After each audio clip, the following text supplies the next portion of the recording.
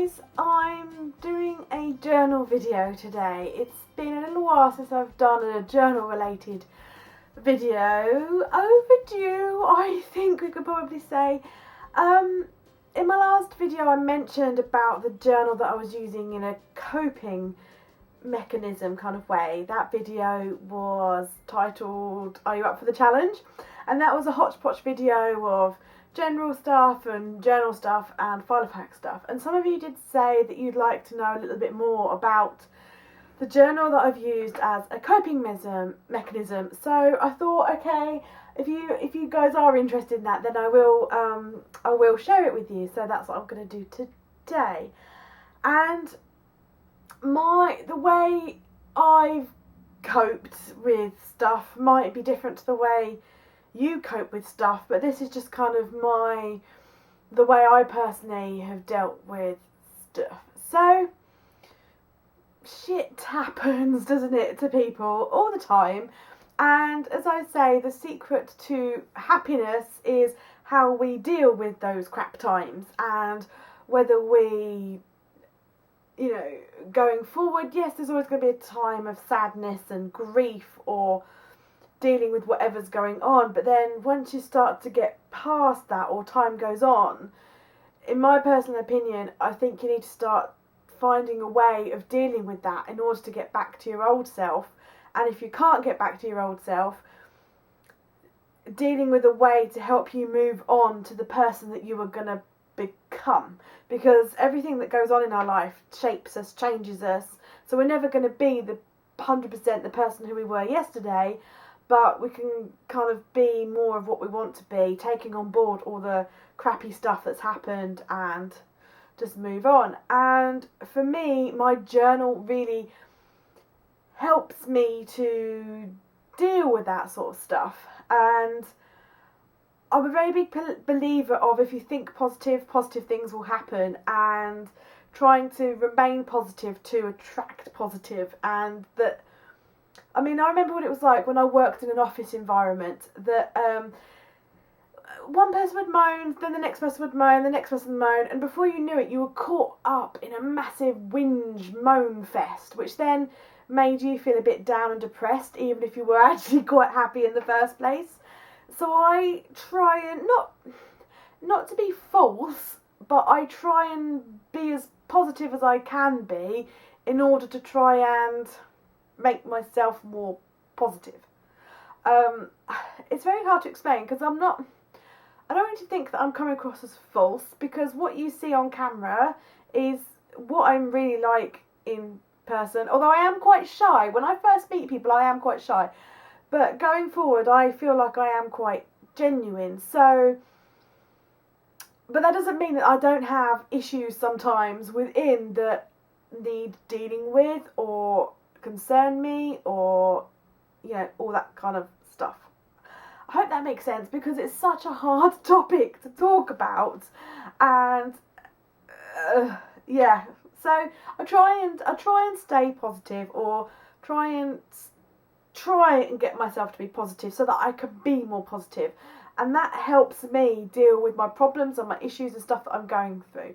Don't get me wrong, it's not as though I have a life full of lots of issues. It's not like that. But from time to time we all have problems and issues. That's just called life. It's the human condition. And back in August, August, I did a video about journaling, about bad stuff, which if you haven't seen that, I'll link below, because it's kind of related. But anyway, if you didn't know, I had an accident with my hand. I put my hand in a food blender. And I know I've said it a few times on this channel, but some people might be watching this video that are new. So I put my hand in a food blender, which was very painful, and I'm recording this video 7 weeks after my accident, and I'm still having problems. I'm still going to physio. I'm still in pain. I'm still scarred. And journaling has helped me cope with everything that I've been going through, all my feelings, helping me to get some perspective, and that's one of the massive things for me is perspective, because I think you can very much get caught up in the here and the now, and this is happening to me, so oh woe is me. But actually there are people out there who are having much bigger problems, harder problems, a lot tougher time than you, and I need to get some of that perspective, and that this is just a little phase in my life, and that it's going to be okay again. And that's kind of what I needed this journal for. I needed to tell myself that it's going to be okay, just a phase, you can do this. You know, I'm not being like you can do this, you know, it's not cheesy like that. It's because this is a personal thing. It's very hard to kind of say because some of you won't know what I mean, and it's trying to explain it. So this is my place where I can be as depressed as I want to be, get it all out in here, but then outwardly be more positive. Or I can be, when I'm depressed on the outside, I can be 100% positive in here. I can be motivational. I can do what the hell I like. And it's just what I've been doing to be able to cope with the situation around me. I have a lot of journals on the go at any one time. It's just what I do. It's just who I am. Journaling is a massive part of my life. Don't get me wrong, I'm busy out there having fun, but just now and then I like to record it or art my little heart out. And I only really show certain elements of my journals on my YouTube videos, mainly my sort of big art journal. But I do have other journals that I use all the time. I have a written journal and other types of journals. But for this current period in time, I have taken a step back from all of my other journals. Everything else got put on hold, and it was just this journal that I was using. This was brand new. I opened the plastic and decided to use this as my coping journal or my trauma journal or whatever you'd like to call it, because I wanted to record everything and I wanted it all to be in here in case I wanted to go back to it, or I wanted it in here so that I could pour my little heart out to it. But equally, I didn't want it to be a massive reminder all the time. I didn't want it to be in any of my, quotes, main journals. I don't know, I just felt that I needed a dedicated journal for it. I just felt that I needed a journal where I can just put whatever I wanted to in about the situation that I've been going through. And as I say, it's 7 weeks on now. Probably a couple of weeks ago, I started picking up my regular journals again. And in those regular journals, I've gone back to recording stuff that's been going on, places we've been, and all that kind of stuff, while still keeping this as my coping mechanism journal. It's nothing fancy. It's a Moleskine. It's just a sketchbook Moleskine. Nothing terribly exciting. I used one pen. It was the Papermate Flair, which is like a felt tip pen. It does shadow through the pages like nobody's business, but I was just using this because it was smooth and fluid and not scratchy, and I could just not have to worry about pressure or anything like that. I could just journal with ease, because this is all about ease for me because of mobility and struggling with everything. So I wrote in my journal as and when I felt like writing in there. I wrote in there, or have been writing in there, after every single appointment that I've been to, because I've had several appointments a week, either with a consultant or a physio, or having my dressings changed. So I documented how I documented those appointments, when I had those appointments, what was said, because to track my progress and to record the advice that they were giving me, like I should soak this or I should bend this. So that all went in there for kind of my own medical notes. I know the notes are at the doctor's, but I wanted my own kind of record, and that's proved really useful, because I can then see my progress, which has kind of really helped me to see how I'm getting better, and that I am getting better has has helped me recover more quickly. And just, I think it's just useful having your own notes so you know what's going on. So I've been doing that. I've been just journaling, just writing feelings and thoughts and emotions and stuff like that, but only when I've really fancied. And I've also been just doing a quote, like the odd quote, and I've also done a few sketches, not a lot, but just a few little twiddly things. And I showed some of my journal, this journal, in a vlog. Can't remember when now, but just things like maybe a little sketch. I've had a lot of faces being sketched in this journal for some reason, and I don't know why. And it just says next to it, focus, keep trying, keep working, don't give up, work through the pain. Because I need to kind of remind myself that sometimes that I need to work through the pain, because it does hurt, but the physio says that I need to kind of like stretch my skin in order to be able to move my fingers again, and baby, that hurts. It really hurts, I'm not gonna lie, it hurts. But I need to work through the pain, because if I don't work through the pain, my skin won't stretch, I won't be able to use my fingers again. Swear word warning, swear word warning. Sometimes that just really helps. It just really helps just to write that down. I can't tell you how much that's been therapeutic to me. I mean, my family and friends know that it hurts. And I don't know, but to me that's just so therapeutic to just say, you know what, I ain't gonna lie, it effing hurts. And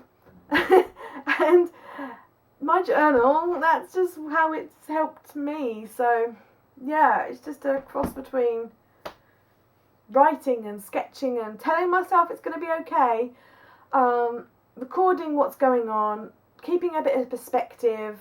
I've taken photos of my hand as well, because when my bandages first came off, oh my gosh, I wept like nobody's business because when I looked at my hand.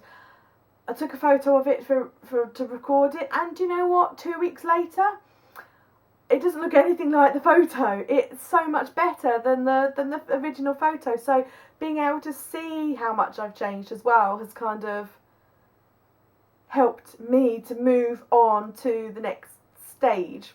So moving on to the next stage, keeping positive, knowing that it's going to be okay, or dealing with the ways that it's going to be a long slog. It is going to be a long slog. I might as well just, I'm talking about my hand, so I might as well just say, so basically, I put my hand in a blender. Basically, my forefinger I cannot bend. That's as far as I can bend my forefinger. My middle finger is permanently stuck in a bent position. That is as straight as my finger will go. Due to, and I have scars there. I nearly took it off.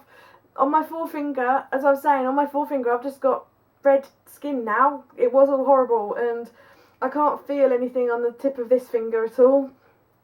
Not a sausage. I can't feel anything in my middle finger from here upwards. And I took chunks out of my finger. I've got a massive chunk taken out of the side. I nearly took the whole thing off. But it's what it is, and it's getting better. So that's what I'm looking at focusing off. And I think a lot of situations in life, when we're living them, we don't see. It's hard to see the end result. It's hard to see. What's the word? When we're living it, it's really hard to see what it's going to be like at the end. And there's that saying, isn't there, that everything will be all right in the end, and if it's not all right, it's not the end. And I keep thinking of that. But yeah, I just think no matter what you're going on in your life, I'm going to wrap this up soon because I'm in danger of rambling. Because I find sometimes when it's a bit awkward, I don't really know what to say, I then start rambling. So I think whatever you're going through in your life, you need to find a way to cope with that and deal with that in whatever way works for you. And for me, it's my journal. It's my journal, always my journal. That's what works for me. And from gaining some perspective, telling my woes, recording what's going on, that's how I've coped with the situation and will continue to cope with the situation. And it's helped me no end, basically. So I hope that's been a little bit useful to you. I mean, I'm not going to show you, I'm happy to share some pages, but not all pages, because some of them are horrendously personal or depressing or anything, and you know, you have to keep some things private. But I'm happy to talk about stuff in general, and also writing in here has really helped with post-traumatic stress. It's gone in here, and I only had a few nights of nightmares, and the rest of the stuff's gone in here, so I don't have that anymore, and I'm able to talk about it and laugh about it.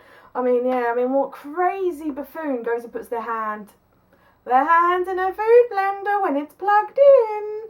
Duh!